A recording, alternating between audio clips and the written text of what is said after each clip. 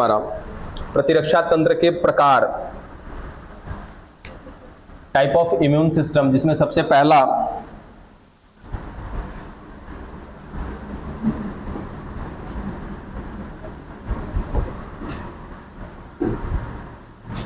ठीक है, पहले को क्या बोला था? सक्रिय। देखना जरा स्क्रीन एरिया में है ना, ठीक है। दूसरे को क्या बोला था? निष्क्रिय। इंग्लिश में बोले थे एक को एक्टिव और दूसरा क्या था? पैसिव।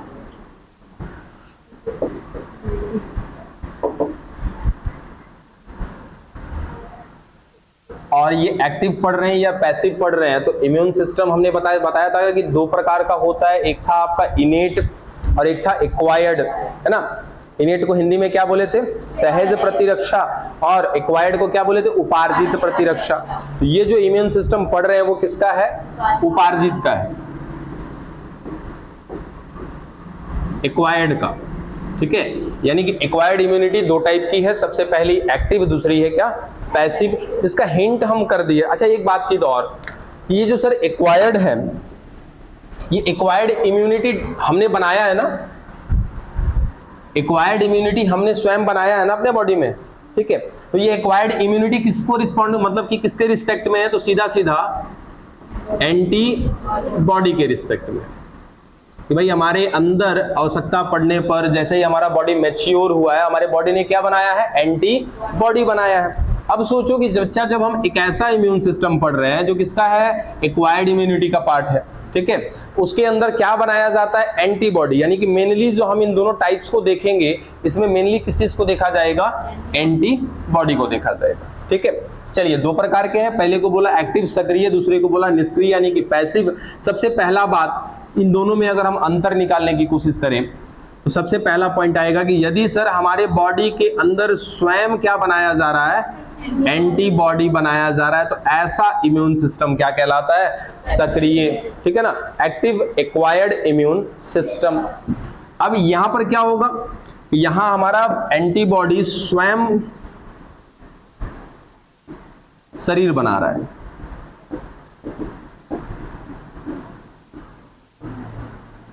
और यहां पे क्या होगा कि यहां भी बात एंटीबॉडी की ही है, लेकिन यहां पर बनी बनाई एंटीबॉडी हम लेते हैं, बनी बनाई बाहर से।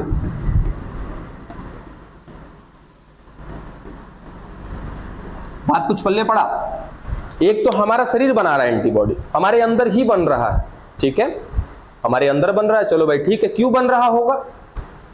किसी के खिलाफ बन रहा होगा भाई, एंटीबॉडी किसी ना किसी के खिलाफ काम करता है। अब वो कोई एंटीजन हो सकता है, या हो सकता है कि किसी डिजीज के अगेंस्ट काम कर रहा हो, किसी रोग के खिलाफ काम कर रहा हो। तो ये जो खिलाफ काम करने वाली बात है, वो सब कुछ कहां पे हो रहा है? सर ये एंटीबॉडी कर रहा है, और ये एंटीबॉडी हमारे स्वयं शरीर में बन रहा है, ठीक है। एक ऐसा सिचुएशन जिसमें एंटीबॉडी हमारे शरीर में नहीं बनता, ठीक है, हम उस बनी बनाई एंटीबॉडी को बाहर से डालते हैं शरीर में। दोनों जगह पे कहानी सेम होगी सर, यहां भी प्रोटेक्शन दिया जाएगा, यहां भी प्रोटेक्शन दिया जाएगा, यहां भी एंटीबॉडी है, यहां भी एंटीबॉडी। अंतर इस बात का है कि यहां पर हमारे बॉडी में बनाया जा रहा है, और यहां पर बना बनाया हम बाहर से डालते हैं, ठीक है। अब यहां से दो सवाल बनते हैं। सवाल क्या? इन दोनों में फास्ट कौन काम करेगा? ईमान से, सॉरी क्या बोला मैं, ईमानदारी से जरा सोचो, है ना, कि दोनों में फास्ट कौन काम करेगा? सर एक हमारे बॉडी में बन रहा है, कब बनेगा? जब सर कोई मेरे अंदर जाएगा, उसके खिलाफ जान पहचान की जाएगी, जांच पड़ताल की जाएगी, तब उसके बाद क्या बनाना शुरू किया जाएगा? एंटीबॉडी, ठीक है। अब हमें पता चल गया है कि कोई रोग है, हम डायरेक्टली गए डॉक्टर के पास, डॉक्टर ने क्या दिया? बना बनाया एंटीबॉडी डाला हमारे बॉडी में। अब बताओ किसमें देरी लगेगा? जाहिर सी बात है सर, यहाँ पे जान पहचान किया जाएगा पहले, उसके बाद बनाया जाएगा। तो याद रखना कि एक्टिव इम्यून सिस्टम जो होता है ये थोड़ा सा स्लो परफॉर्म करता है, ठीक है, जबकि पैसिव क्या करेगा? फास्ट काम करेगा। क्यों करेगा? बात समझ में आ गया। दूसरा एक और सवाल यहां से क्या बनता है कि कौन लंबे समय तक काम करेगा और कौन कम समय तक काम करेगा? ये लंबे समय तक काम करेगा। रीजन है कि ये तो लगातार हमारे बॉडी में बनता जा रहा है, बनता जा रहा है, बनता जा रहा है, कोई लिमिटेशन नहीं है इसका। जबकि यहां पे जो हम बाहर से अपने अंदर डाले हैं एक लिमिट अमाउंट डाले होंगे, कुछ समय के बाद उसका काम क्या हो जाएगा, खत्म हो जाएगा, धीरे धीरे वो खपत में तो जाएगा ना। ठीक है, तो ये याद रखिएगा कि ये कम समय के लिए होता है और ये जो होता है क्या, लंबे समय के लिए होता है। बात यहां तक खत्म हुई, कोई दिक्कत नहीं है। एक्टिव किसको कहते हैं, सक्रिय किसको, सॉरी सक्रिय और निष्क्रिय, एक्टिव और पैसिव दोनों में अंतर समझ में आ गया। दोनों से जुड़ा दो सवाल आता है क्या कि सर ये स्लो काम करेगा, वो फास्ट काम करेगा। ठीक, आपको कई बार मैंने कहा है ना कि हमें दवा लेने की जरूरत नहीं पड़ेगी, है ना। अगर हम इंतजार करें थोड़ा सा तो हमें दवा लेने की कोई जरूरत नहीं है। अगर हमारा घाव हो रखा है, हमको चोट लगा हुआ है, हम सूखने की दवा ले लेते हैं ना। आप नहीं भी लोगे तो भी घाव सूखेगा, बशर्ते दवा जब खाना शुरू कर दे तो घाव जल्दी से सूख जाता है। अंतर क्या हो रहा है कि सर जो दवा हमने बाहर से लिया वो काफी तेजी से काम कर रहा है और हमारे बॉडी के अंदर जो हमारा परफॉर्म चल रहा है या फिर हमारे एंटीबॉडी का जो परफॉर्मेंस है वो क्या थोड़ा सा स्लो होता है, बस अंतर इसी बात का। लेकिन एक और चीज कि सर ये वाला लंबे समय तक काम करेगा क्योंकि इसका कोई लिमिटेशन नहीं है कितना मात्रा में बन रहा है ये, और ये क्या होगा, एक लिमिट अमाउंट में डाले हैं अपने बॉडी में तो कुछ समय तक ही ये काम करेगा। खत्म हो यहां तक की बात, बोलिए ना। उतारना है, उतार लीजिए फटाफट। चलिए अब इसके टाइप की बात करते हैं हम लोग।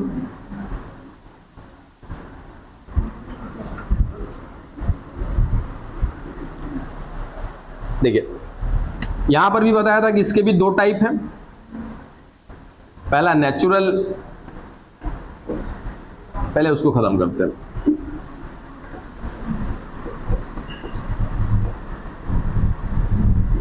और दूसरा क्या था, आर्टिफिशियल। नेचुरल यानी कि प्राकृतिक और आर्टिफिशियल यानी कि कृत्रिम। अब इसके एग्जाम्पल बड़ी मायने रखते हैं, है ना। कंफ्यूजन तो आएगा क्योंकि यहां भी नेचुरल है, आर्टिफिशियल है, यहां भी नेचुरल और आर्टिफिशियल आएगा, दोनों आएगा। तो आसानी से समझने की कोशिश करिएगा। अभी फिलहाल के लिए निष्क्रिय को, सक्रिय को भूल जाइए, हम निष्क्रिय की बात कर रहे हैं। और निष्क्रिय में एक बात दिमाग में होनी चाहिए कि सर बात किसकी कर रहे हैं हम लोग, एंटीबॉडी की। लेकिन एक ऐसा एंटीबॉडी जो हम बाहर से कहां डालेंगे, अपने, बात पल्ले पड़ी, ठीक है। अब यहां पे दो चीजें, नेचुरल और आर्टिफिशियल। अब नेचुरल का मतलब सर जो ऑटोमेटिक हो जाए, है ना, ऑटोमेटिक जो हमारे बॉडी में आ जाए। आना कौन चाहिए, एंटीबॉडी। कहां से आना चाहिए, बाहर से। और कैसा होना चाहिए, ऑटोमेटिक आना चाहिए। इसमें आपका कोई रोल नहीं होना चाहिए। तीन तीन बातें एक साथ है ना। बात एंटीबॉडी की ही है और वो एंटीबॉडी बाहर से आना चाहिए हमारे शरीर में, और दूसरा बात के साथ नेचुरली आना चाहिए, उसमें हमारा कोई रोल नहीं होना चाहिए। ठीक है। दूसरा क्या आएगा, फिर से सर फिर से एंटीबॉडी की बात करेंगे, बाहर से ही डालेंगे अपने शरीर में, लेकिन इस बार इसमें कहीं ना कहीं हमारा रोल होगा, है ना। कृत्रिम तो तभी कहते हैं ना जब मनुष्य का हाथ हो कहीं पर, तो क्या बोलते हैं, आर्टिफिशियल है, ये कृत्रिम है। चलिए एक एक करके बात करते हैं। पहले बात करते हैं किसका, नेचुरल का।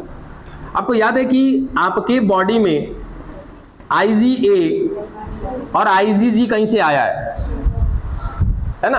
कहां से आया है, मां से आया है। IgA जो है स्पेशली कहीं ना कहीं दुग्ध से आया है। उस दुग्ध को क्या नाम दिया था, कोलेस्ट्रम। जो फर्स्ट टाइम मां के शरीर से जो दुग्ध बनता है उसमें जो कोलेस्ट्रम, उसको उस दूध को कहते हैं क्या, खीस बोलते हैं। हिंदी में कहते हैं खीस, इंग्लिश में क्या बोल सकते हैं उसको, कोलेस्ट्रम। ये कोलेस्ट्रम जो होता है बहुत ही ज्यादा पोषणीय पदार्थ होता है, बहुत ही ज्यादा पोषण होता है, न्यूट्रिशन होता है, क्योंकि इसमें बहुत सारे फाइबर्स होते हैं, प्रोटीन्स होते हैं, कुछ फैट्स होते हैं जो बच्चे के विकास के लिए बहुत ज्यादा इंपॉर्टेंट होते हैं। ठीक है। और मेजरली याद रहे तो रख लीजिएगा कि ये जो कोलेस्ट्रम होता है, बच्चा 3 महीने तक ना एकदम बाहरी वातावरण में है, तो 3 महीने तक उसके बॉडी को प्रोटेक्ट करने के लिए जिम्मेदार होता है कौन, कोलेस्ट्रम। अगर उस बच्चे को कोलेस्ट्रम ना दिया जाए, यानी कि माँ यदि अपना दुग्ध नहीं पिला रही है, तो बच्चे की तबीयत खराब होने के चांसेस बहुत ज्यादा है। ठीक है। इसीलिए माँ को स्पेशली कहा जाता है कि भाई कुछ खिलाइए पिलाइए नहीं, अपना ही दुग्ध पिलाइए। ठीक है। उस दुग्ध में क्या है, IgA। अब सोचो क्या ये ऑटोमेटिक आपके अंदर आया क्या, या बस उस समय गोद में थे तो कह रहे थे माँ माँ मुझे चाहिए IgA, ऐसा तो है नहीं, है ना। आपका रोल कोई भी नहीं है इसमें ना। क्या हुआ, ऑटोमेटिक आया। तो ये IgA जो है ये किसका एग्जाम्पल है, नेचुरल का। नेचुरल में किसका, निष्क्रिय का। निष्क्रिय में किसका, उपार्जित का, एक्वायर्ड का। ठीक है। IgG कहां से आया था, अपरा से आया था। प्लेसेंटा से आया था। कब? कि जब हम एम्ब्रियोटिक स्टेज में थे तब, यानी कि भ्रूणीय अवस्था में जब थे, जब भ्रूणीय अवस्था में मां के गर्भ में थे, उस समय एक स्ट्रक्चर के अंदर हम सभी बंद थे जिसका नाम था क्या? अपरा, या इसी को कहते हैं आवल या प्लेसेंटा। तो उसी के माध्यम से आईजीजी हमारे अंदर आया था। वो सब कुछ क्या हुआ? ऑटोमेटिक हुआ है। इसीलिए ये दोनों एग्जांपल को याद रखिएगा। कहां पर? नेचुरल में। खत्म हो गया आपका एक पार्ट नेचुरल। मिटाएंगे इसको, हम मिटा दें।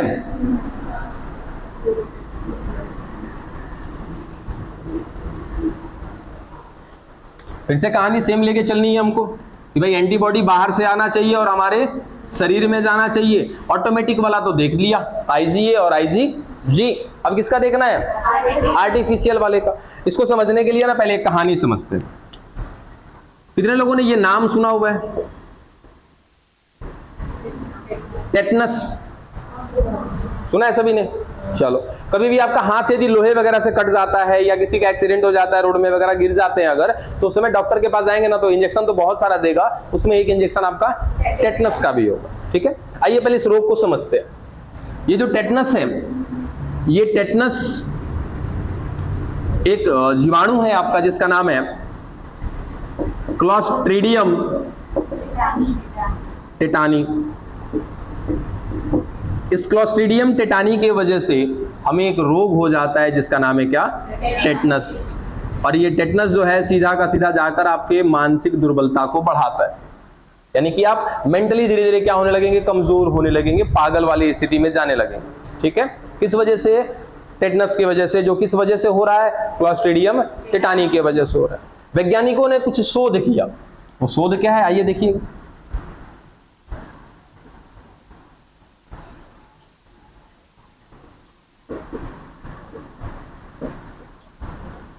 इसी क्लोस्ट्रीडियम टेटानी को जो रोग उत्पन्न कर रहा, कौन सा? टेटनस, मनुष्य में डाला और घोड़े में डाला। ठीक है, कुछ समय के बाद मनुष्य में देखा गया तो मनुष्य में रोग हो गया। कौन सा? टेटनस। ठीक है, घोड़े को जब चेक किया गया था, घोड़े में रोग नहीं हुआ था। अब सोचो कि अगर मेरे अंदर बच्चा, जैसे नॉर्मली हम कहें कि अगर मेरे अंदर राइनो वायरस चला गया, ठीक है, और मुझे कोई रोग नहीं हुआ, मुझे राइनिट्स नहीं हुआ, मतलब कि मुझे सर्दी जुकाम नहीं हुआ, तो हम कह सकते हैं क्या कि सर उस वायरस के अगेंस्ट मेरे बॉडी में कहीं ना कहीं एंटीबॉडी ने परफॉर्म किया होगा, काम किया होगा, बच गए।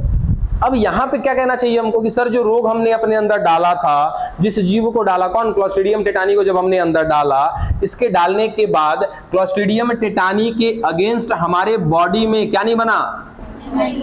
एंटीबॉडी नहीं बना, तभी तो इस मनुष्य को क्या हो गया? रोग हो गया। ठीक है, जबकि यहां पे अगर हम कहना चाहें तो क्या कहेंगे कि सर जैसे ही हमने घोड़े के अंदर किसको डाला? क्लोस्ट्रीडियम टेटानी को डाला, घोड़े के अंदर इस क्लोस्ट्रीडियम टेटानी के खिलाफ क्या बन गया? एंटीबॉडी बन गया होगा, और वो एंटीबॉडी जा करके लड़ा होगा किससे? क्लोस्ट्रीडियम टेटानी से, जिस वजह से इस घोड़े को रोग नहीं हुआ। बात पल्ले पड़ी?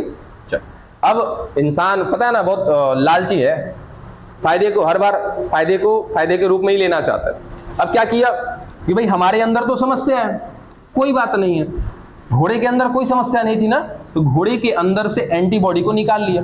अब कैसे निकालेंगे? एंटीबॉडी कहां पर मिलेगा? घोड़े के रक्त में मिल जाएगा। ठीक है, घोड़े के रक्त को निकाला, इस रक्त में क्या मिलेगा? वो एंटीबॉडी मिलेगा जो किसके खिलाफ काम किया था? क्लोस्ट्रीडियम टेटानी के खिलाफ काम किया था। ठीक है, अब देखिएगा यहां, अब डायरेक्टली हम उस रक्त को तो नहीं डाल सकते मनुष्य में, क्योंकि जैसे ही ब्लड डालेंगे तो हर एक जीव का क्या होता है? ब्लड अलग अलग होता है, ब्लड की कोशिकाएं अलग अलग होंगी। जैसे ही डालेंगे ना घोड़े के, इसमें एंटीबॉडी है इसके रक्त में, हम अगर यदि किसी मनुष्य को डाल देंगे, बवाल हो जाएगा। बवाल क्या होगा कि उस व्यक्ति का ब्लड जम जाएगा तुरंत, है ना। रीजन कि सर इसमें कुछ ऐसे कारक होंगे, इसके रक्त में कुछ ऐसे फैक्टर होंगे जो मनुष्य के रक्त के लिए सुटेबल नहीं है। वो जाने के साथ ही वहां पे क्या कर देंगे? ब्लड का क्लॉटिंग कर देंगे, रक्त का थक्का जमा देंगे, तुरंत क्या हो जाएगा? उस व्यक्ति का मृत्यु हो जाएगा। तो कैसे करेंगे? तो देखिए, उस घोड़े का रक्त बाहर निकाला, इस रक्त में से उन सभी चीजों को हटा दिया, जिसको हम कह सकते हैं स्कंदक कारक, स्कंदक कारक। या फिर आप ऐसा लिखना चाहें तो लिख लीजिए कि सर हमने उसका ब्लड लिया घोड़े का, और ब्लड में से जितने भी क्लॉटिंग फैक्टर थे जो रक्त को जमाने के लिए जिम्मेदार थे, उन सभी को वहां से क्या कर दिया गया, हटा दिया गया। और उसके बाद हटाने के बाद जो हमें प्राप्त हुआ ना, उसको कहते हैं हम लोग एंटी टेटनस सीरम। क्या क्या बोला सर, घोड़े का रक्त बाहर निकाला, उस घोड़े के रक्त में, उसके ब्लड में बहुत सारी चीजें होंगी, उसके साथ साथ वो एंटीबॉडी भी होगा जिसने क्लोस्ट्रिडियम टिटानी के खिलाफ काम किया था, उसके अगेंस्ट काम किया था। हमने क्या चाहिए, हमको वो एंटीबॉडी चाहिए हमको, बस, उसके अलावा तो कुछ नहीं चाहिए। अब कुछ और यदि डाल देंगे तब तो बवाल हो जाएगा, फिर गड़बड़ हो जाएगा।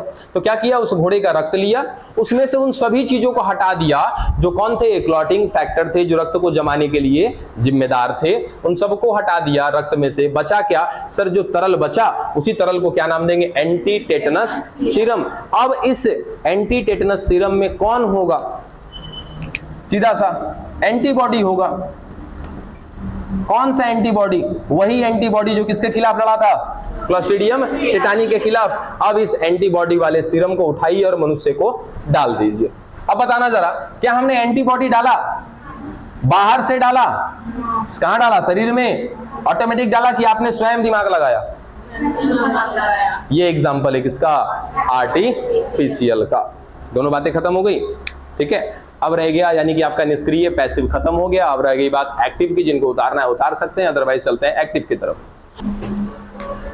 इसमें कुछ था ही नहीं।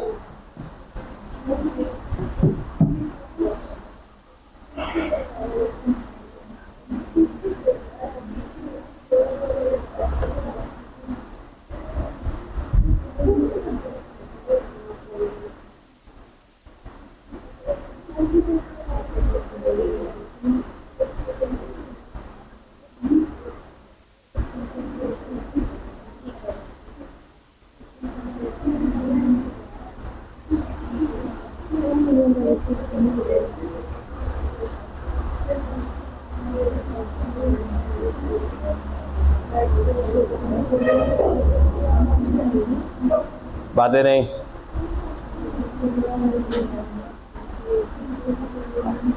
हो गया। एक चीज ना इम्यून सिस्टम में छूटा हुआ है, ट्राइकोडर्मा पॉलीस्पोरम के बारे में बताया था क्या? साइक्लोस्पोरिन ए,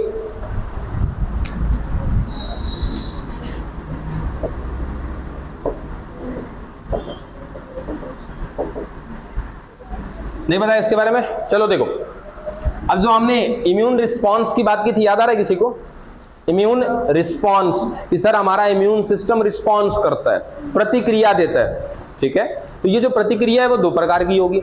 एक, यदि हमारा ह्यूमर दे रहा है, यानी कि हमारा बॉडी का तरल दे रहा है, तो वो कहीं ना कहीं क्या था, तरल प्रतिरक्षा था।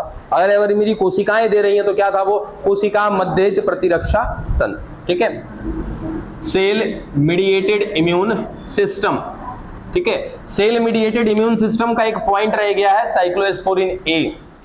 देखो जरा क्या है कि जब हम क्या करते हैं, ऑर्गन का ट्रांसप्लांट करते हैं, ठीक है, यानी कि अंग का प्रत्यारोपण, ये ऑर्गन ट्रांसप्लांट समझते हो कि सर अगर किसी की बॉडी में कोई अंग बदला जा रहा हो तो खुद से सोच के देखो बाबू, कि यदि हमारे बॉडी में जैसे हार्ट का ट्रांसप्लांट किया जा रहा है, ठीक है, अब यदि आपके शरीर में हार्ट को डाला जा रहा है तो ये नहीं लगता है कि सर मेरे अंदर जो हमारा इम्यून सिस्टम है, जो नया वाला हार्ट डाला जा रहा है, बाहर से आ रहा है ना, कहीं उसको एंटीजन समझ लिया तो एंटीजन ही समझेगा, उसको समझेगा तो नहीं, उसको एंटीजन ही समझेगा। कौन? हमारा इम्यून सिस्टम, ठीक है। उस समय कौन रिएक्ट करेगा? CMIS रिएक्ट करेगा, यानी कि सेल मीडिएटेड इम्यून सिस्टम, कोशिका मध्यस्थ प्रतिरक्षा तंत्र क्या करेगी, रिस्पॉन्ड करेगी। और ये एक टाइप है किसका, हमारे इम्यून सिस्टम का, जिसको बना कौन रहा है, लिम्फोसाइट बना रहा है। अब तुरंत मैसेज दे देगा लिम्फोसाइट को कि भाई कुछ तो गड़बड़ी है, एंटीजन आया है, और तुरंत नए वाले ऑर्गन को क्या कर देगा, काट पीट के खत्म कर देगा, मार देगा, कोई फायदा ही नहीं होगा, तो नुकसान चला जाएगा। उस समय क्या करते हैं कि सर ये जो हमारा CMIS जो रिस्पॉन्ड कर रहा है ना, सेल मीडिएटेड, ठीक है, इसको शांत कर देते हैं हम लोग कुछ समय के लिए, इसको सुला देते हैं। जब ये सो जाएगा हमारा इम्यून सिस्टम, उस समय क्या कर लेंगे, हम ट्रांसप्लांट कर लेंगे, और ट्रांसप्लांट करने के बाद जब ये जगेगा तो इसको कुछ पता ही नहीं चलेगा। ठीक है, एक प्रकार का क्या डालते हैं अपने बॉडी में, संदमक डाला जाता है, जिसको बोला जाता है डिप्रेसेंट या सप्रेसेंट बोलते हैं।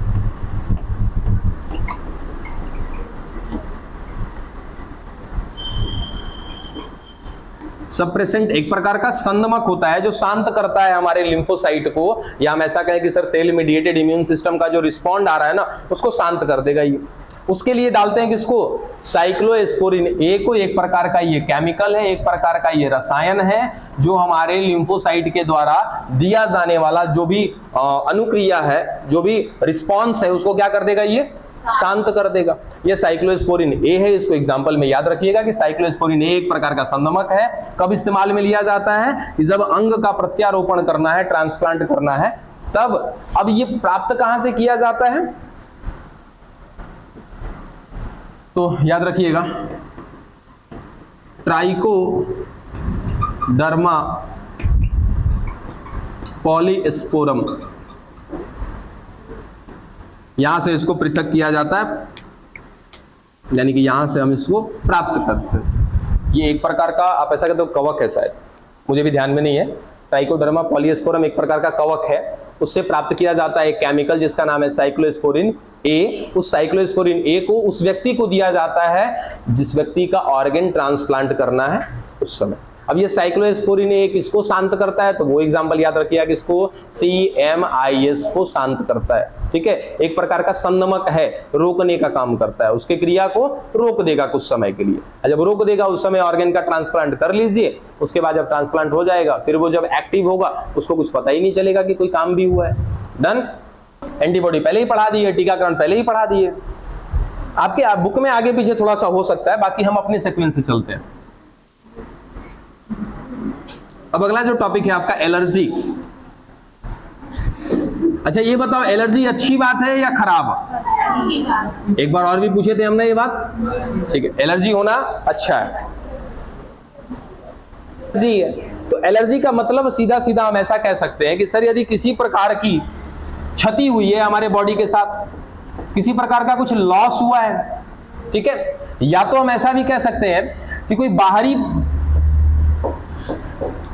पदार्थ या किसी बाहरी जीव के हमारे शरीर के अंदर जाने से या तो हमारे शरीर के अंदर जाएगा, या तो फिर वो हमारे शरीर के संपर्क में आएगा। ठीक है, किसी भी कारण से यदि हमारा बॉडी, हमारा शरीर क्या कर रहा है बच्चा, अनुक्रिया दे रहा है, इसका मतलब सीधा सीधा अगर हमारा बॉडी क्या कर रहा है, रिस्पॉन्ड कर रहा है, तो वो रिस्पॉन्ड करना, वो रिस्पॉन्स करना ही क्या कहलाता है, एलर्जी कहलाता है। और एलर्जी बहुत अच्छी बात है, एलर्जी होनी चाहिए। ठीक है, हाँ अगर किसी कभी ऐसा भी होगा ना, कभी खेतों पे गए, जब मतलब गेहूं वगैरह कटा रहा हो, उस समय क्या होता है कि जब खेत पे कट रहा होता है फसल, तो चारों तरफ पूरा डस्ट ही डस्ट होता है, और उस डस्ट में पराग कण होते हैं। ठीक है, तो वो जो आपको याद होगा पुष्पीय पादपों का लैंगिक जनन जब पढ़ाया था, उस समय रोग भी बताया था कि परागकण से, पॉलन ग्रेन से रोग भी होता है। ठीक है, जब हमारे नाक में चला जाता है तो अस्थमा वगैरह जो होता है, वो एक प्रकार का क्या है, एलर्जी तो है। ठीक है, चलो ये एलर्जी की बात। अब ये होता कैसे है, कराता कौन है, वो हमें समझना है। और एलर्जी जब हुआ तो किसी कारण से हुआ, कारण ना कह के मैं कारक कह दूं, फैक्टर, किसी कारक से हुआ होगा। तो एलर्जी कराने के लिए जो कारक जिम्मेदार है, जो फैक्टर जिम्मेदार है, ऐसे को क्या बोलते हैं, एलर्जन। ठीक है, एलर्जन कौन, सर एलर्जन वो कारक होते हैं जिसकी वजह से हमारा बॉडी रिस्पॉन्ड करता है और एलर्जी को शो करता है। उन्हीं कारक को, उन्हीं फैक्टर को क्या कहते हैं, एलर्जन बोलते हैं। ठीक है, चलो आगे देखते हैं कि अब ये एलर्जी काम कैसे करता है।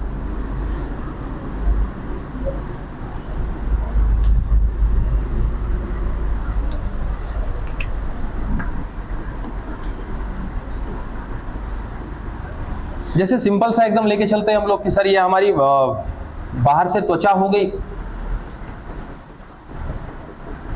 और ये त्वचा ना छिल गई है, मतलब कि यहां से कट गई है ये, ठीक है। अब इस त्वचा के नीचे कहीं ना कहीं क्या मिल रही है बच्चा, रक्त नलिका मिल रही है, ब्लड वेसल्स मिल रहे हैं हमारे, ठीक है।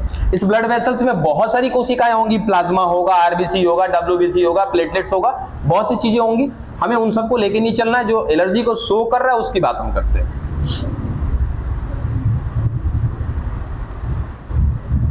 सबसे पहले एक कोशिका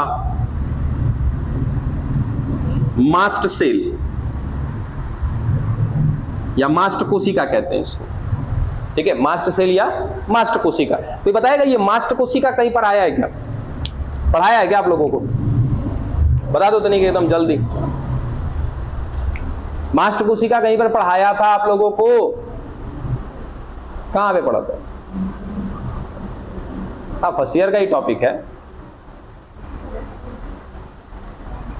जब कोशिका पढ़ा रहे थे आप लोग को, उसके बाद कहीं ना कहीं मनुष्यों में हमने ऊतक देखे थे, है ना, प्राणियों में संरचनात्मक संगठन, वहां पर बात किए थे मास्ट कोशिका का, और वहीं पर ये भी बताए थे कि ये एलर्जी में रिस्पॉन्ड करता है।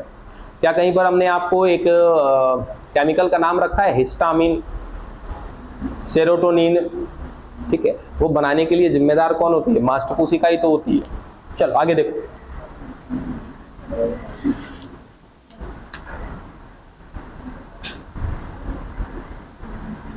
मास्ट कोशिका या मास्ट सेल, ठीक है। अब आगे देखना, सर एक और सेल मिल रहा है यहां पे, हालांकि बहुत है जिनकी जरूरत है, हम उन्हीं की बात कर रहे हैं ना।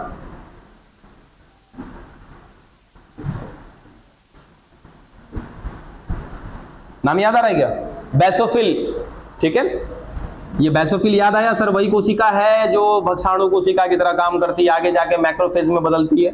चलो, अब हमारे पास 5 एंटीबॉडी है, DEMA-G, ठीक है। इनमें से कौन सा एंटीबॉडी ऐसा है जो एलर्जी में काम में आता है?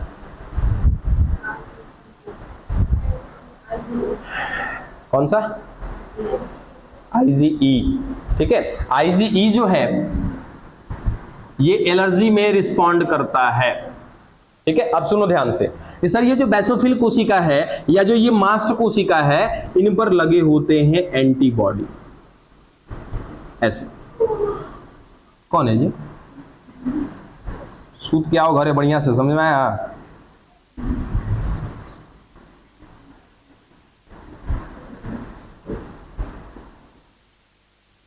ये वो कोशिकाएं हैं जो एलर्जी में रिस्पॉन्ड करेंगी, और इन पर वो एंटीबॉडी लगे हुए हैं जो एलर्जी में रिस्पॉन्ड कराते हैं, ठीक है। तो कौन लगा हुआ है इनके ऊपर? IgE लगा हुआ है। अब हुआ क्या, ध्यान दीजिएगा कि सर चोट लगा, चोट लगने के बाद कहीं ना कहीं, अभी इससे पहले लिखा था ना कि यदि हमारा शरीर में कहीं क्षति हो जाए, कुछ लॉस हो जाए, उस समय भी रिस्पॉन्ड करेगा। तो क्या यहाँ पे क्षति हुआ है, लॉस हुआ है क्या? ठीक है। अब लॉस होने की वजह से इस रक्त नलिका में कहीं ना कहीं ये बेसोफिल भी दौड़ रहा है, मास्ट सेल भी दौड़ रहा है, इसके साथ साथ यहाँ पर एंटीबॉडी भी लगे हुए हैं। कौन से? IgE, जो कब अपना कार्य करेंगे? एलर्जी में काम करेंगे। उसके साथ साथ कुछ यहाँ से प्रवेश भी होगा क्या? सर बाहर कौन है? एंटीजन है ना। जब तक आपको याद होगा एक चीज और कि कहीं ना कहीं ये बॉडी बैरियर है, त्वचा क्या है हमारा? शारीरिक अवरोध है। शारीरिक रोधक में पढ़ा था इसको ना कि ये हमारे शरीर को बाहर से प्रोटेक्ट करता है, किसी एंटीजन को अंदर जाने नहीं देता है। अब ये फट चुका है, क्या एंटीजन अंदर प्रवेश करेगा? आसानी से अंदर प्रवेश करेगा। जैसे ही यहाँ पे प्रवेश करेगा, यहाँ पर 2 सेल दिख रहा है कि आपको, मास्ट सेल, बेसोफिल, तुरंत ये क्या करेंगे? रिएक्शन देना चालू करेंगे। और उसी समय ये मास्ट सेल क्या करेगा और ये बेसोफिल क्या करेगा? सर 2 तरह का केमिकल बनाएंगे जिसका नाम है हिस्टामिन और सेरोटोनिन।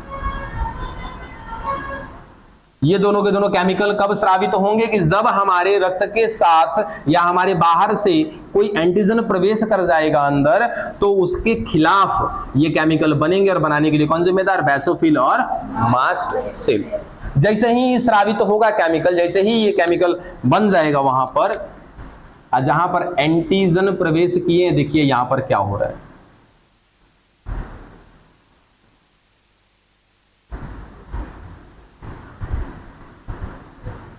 समझ में आया क्या हुआ? यहां पर रक्तनलिका क्या हो चुकी है? फैल चुकी है, मोटी हो चुकी है। ठीक है, अब जिस कारण से क्या होगा कि सर इधर से जो रक्त आ रहा था यहां पर अब ज्यादा से ज्यादा रक्त इकट्ठा होगा क्या?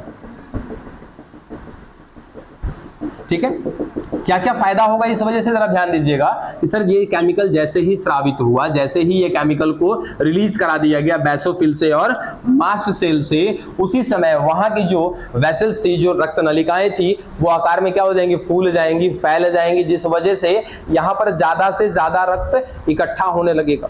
ठीक है, अब ज्यादा रक्त इकट्ठा होने से क्या फायदा होगा? आपको ये बात भी पता होनी चाहिए कि हम लोग कैसे हैं, वार्म ब्लडेड एनिमल है, यानी कि गर्म खून वाले प्राणी है। ठीक है, हमारा ब्लड क्या होता है? गर्म होता है। अब ज्यादा यदि रक्त यहां पर इकट्ठा होगा तो यहां पर क्या होगा बच्चा? टेम्परेचर थोड़ा सा ज्यादा फील होगा। हम ऐसे टच करेंगे जहां हर जगह क्या है, हमारा ब्लड दौड़ रहा है, ऐसे टच करोगे तो गर्म नहीं फील होगा। ठीक है, लेकिन जहां पर आपको चोट लगी है ना, जहां पर एलर्जी हो रहा है ना, वहां पर ऐसे टच करके देखना, जहां पे कभी आपको चोट लगा हो या कभी घाव हुआ हो, वहां पे आराम से रख के देखना, हाथ फील करना, अंदर से गर्म लगेगा आपको।